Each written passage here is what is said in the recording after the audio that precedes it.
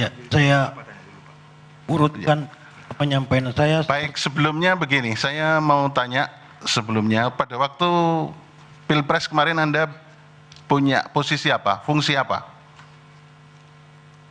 Punya posisi apa-apa. Tidak apa-apa, bukan tim dari BPN? Saya di kampung, Pak. Di kampung. Dari Makassar. Oke.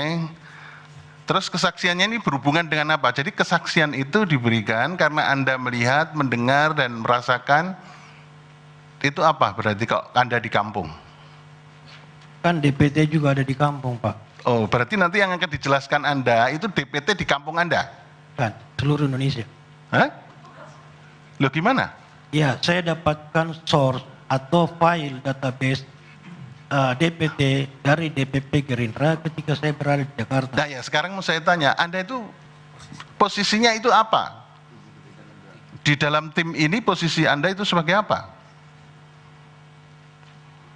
Sebagai orang yang diminta untuk memberi kesaksian tentang kerusakan DPT. Oh enggak, pada waktu Pilpres kemarin.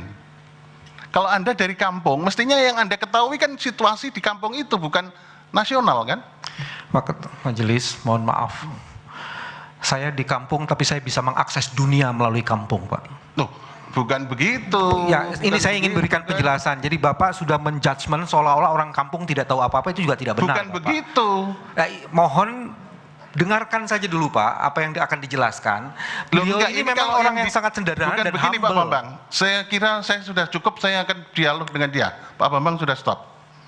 Ya. Tapi saya mohon juga Pak jangan Bambang ada tekanan, stop. Kalau Pak. tidak stop, Pak Bambang saya suruh keluar.